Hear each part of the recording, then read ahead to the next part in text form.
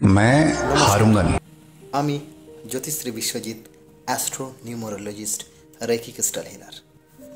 আমাদের এখন একটাই প্রত্যেকের সমস্যা এই সমাজে, পয়সা পয়সা পয়সা। টাকা কিভাবে আসবে, অর্থ আমাদের কাছে।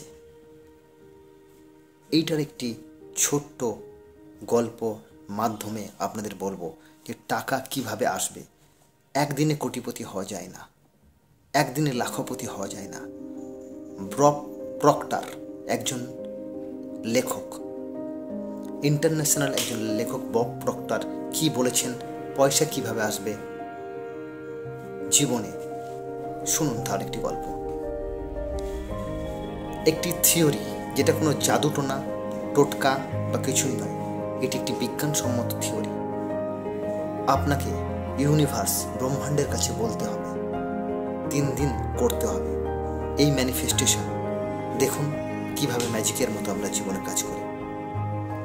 ইউনিভার্সের কাছে বলার আগে আপনার মাথায় চিন্তা আনতে হবে যে আপনার কাছে অর্থ আসছে, অর্থ চলে এসছে। এই চিন্তা নিয়ে পরের দিন সকালবেলা ঘুম থেকে উঠে আপনি আপনার ব্যাংক অ্যাকাউন্টের স্ক্রিনটাকে চোখ বুজে নিয়ে আসুন।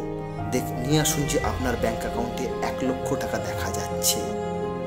এমনভাবে নিয়ে আসুন যে আপনার ব্যাংক অ্যাকাউন্টে 1 লক্ষ টাকা দেখা যাচ্ছে। এই চিন্তা করতে গিয়ে যাতে আপনার যেন ঘাম না চলে আসে, যেন হাসি মুখ আসে। পরের দিন আবার করুন। কি করুন? পরের দিন আপনি ভাবুন যে ইউনিভার্স আপনাকে অনেক টাকা দিচ্ছে, ইউনিভার্স আপনাকে টাকায় ভরিয়ে দিচ্ছে। টাকাকে বন্ধু ভাবুন, আপনার গেট খুলবে অর্থ আসার। পরের দিন আবার এই চিন্তাটাকে এগিয়ে নিয়ে যান।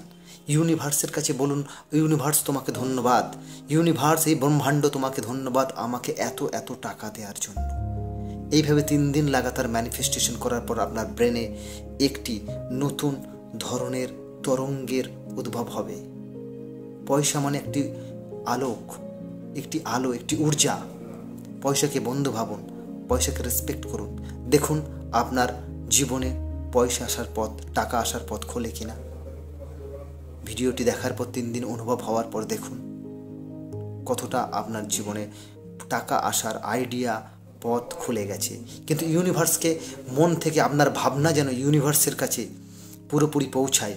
ইউনিভার্স আপনার প্রার্থনার থেকে আপনার ভাবনাকে অনেক বেশি গুরুত্ব দেয়। তাই যেন ভাবনা আপনার 100% সৎ নিষ্ঠার সাথে হয় এবং ভাবনাটি যেন 100% ইউনিভার্সের কাছে পৌঁছায়। নমস্কার।